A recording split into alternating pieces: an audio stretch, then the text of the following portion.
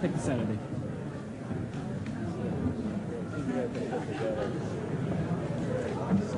Take the Saturday.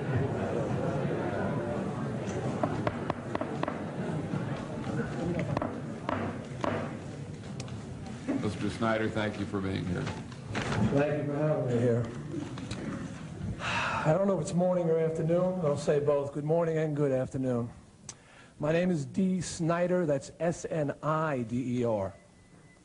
I have been asked to come here to present my views on, quote, the subject of the content of certain sound recordings and suggestions that recording packages be labeled to provide a warning to prospective purchasers of sexually explicit or other potentially offensive content, unquote.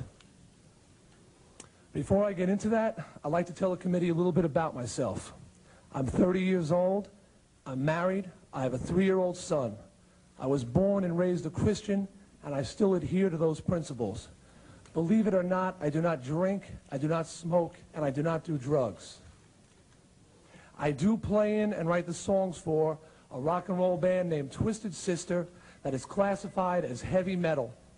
And I pride myself on writing songs that are consistent with my above-mentioned beliefs. There are many facets to this complex issue, and time does not permit me to address all of them. However, my feelings are expressed for the most part by the August 8th, 1985 letter to the Parents Music Resource Center from Mr. Stanley Gordikoff, President of the Recording Industry Association of America. This letter was a formal response to the PMRC's petition of the RIAA. The only part of this document I do not support is Mr. Gordikoff's unnecessary and unfortunate decision to agree to a so-called generic label on some selected records. In my opinion, this should be retracted. Since I seem to be the only person addressing this committee today who has been a direct target of accusations from the presumably responsible PMRC, I would like to use this occasion to speak on a more personal note and show just how unfair the whole concept of lyrical interpretation and judgment can be, and how many times this can amount to little more than character assassination. I have taken the liberty of distributing to you material and lyrics pertaining to these accusations. There were 3 attacks in particular which I would like to address. Accusation number 1. This attack was contained in an article written by Tipper Gore, which was given the form of a full page in my hometown newspaper on Long Island. In this article, Ms. Gore claimed that one of my songs, Under the Blade, had lyrics encouraging sadomasochism, bondage, and rape. The lyrics she quoted have absolutely nothing to do with these topics. On the contrary, the words in question are about surgery and the fear that it instills in people. Furthermore, the reader of this article is led to believe that the 3 lines she quotes go together in the song, when, as you can see from reading the lyrics, the first 2 lines she cites are an edited phrase from the 2nd verse, and the 3rd line is a misquote of a line from the chorus. That the writer could misquote me is curious, since we make it a point to print all our lyrics on the inner sleeve of every album. As the creator of Under the Blade, I can say categorically that the only sadomasochism, bondage, and rape in this song is in the mind of Ms. Gore. Accusation number 2. The PMRC has made public a list of 15 of what they feel are some of the most blatant songs lyrically. On this list is our song, We're Not Gonna Take It, upon which has been bestowed a V rating indicating violent lyrical content. You'll note from the lyrics before you that there is absolutely no violence of any type either sung about or implied anywhere in the song. Now, it strikes me that the PMRC may have confused our video presentation for this song with the meaning of the lyrics.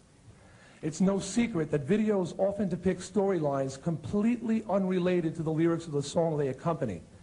The video for We're Not Gonna Take It was simply meant to be a cartoon with human actors playing variations on the Roadrunner Wile E. Coyote theme. Each stunt was selected from my extensive personal collection of cartoons. You'll note when you watch the entire video that after each catastrophe our villain suffers through, in the next sequence he reappears unharmed by any previous attack, no worse for the wear. By the way, I'm very pleased to note that the United Way of America has been granted a request to use portions of our We're Not Going to Take It video in a program they are producing on the subject of the changing American family. They asked for it because of its, quote, lighthearted way of talking about communicating with teenagers, unquote. It is gratifying that an organization as respected as the United Way of America appreciates where we're coming from. I've included a copy of the United Way's request as part of my written testimony.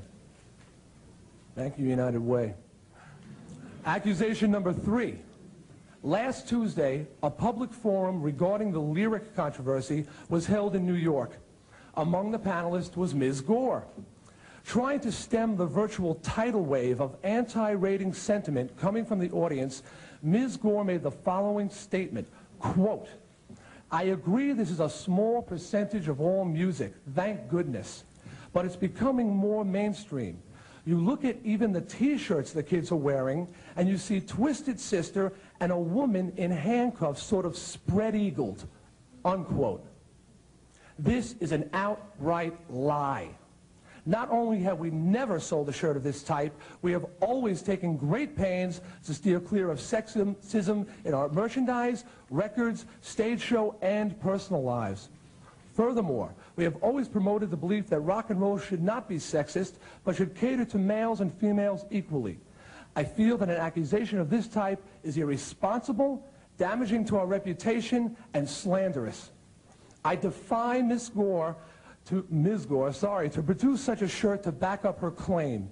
I'm tired of running into kids on the street who tell me that they can't play our records anymore because of the misinformation their parents are being fed by the PMRC on TV and in the newspapers. These are the only 3 accusations I've come across. All 3 are totally unfounded. Who knows what other false and irresponsible things have been said about me or my band. There happens to be one area where I'm in complete agreement with the PMRC, as well as the National PTA and probably most of the parents on this committee. That is, it is my job as a parent to monitor what my children see, hear, and read during their preteen years. The full responsibility for this falls on the shoulders of my wife and I because there is no one else capable of making these judgments for us. Parents can thank the PMRC for reminding them that there is no substitute for parental guidance, but that is where the PMRC's job ends. The beauty of literature, poetry, and music is that they leave room for the audience to put its own imagination, experiences, and dreams into the words. The examples I cited earlier showed clear evidence of Twisted Sister's music being completely misinterpreted and unfairly judged by supposedly well-informed adults. We cannot allow this to continue. There is no authority who has the right or the necessary insight to make these judgments. Not myself, not the federal government, not some recording industry committee, not the PTA, not the RIAA, and certainly not the PMRC. I'd like to thank the committee for this time, and I hope my testimony will aid you in clearing up this issue.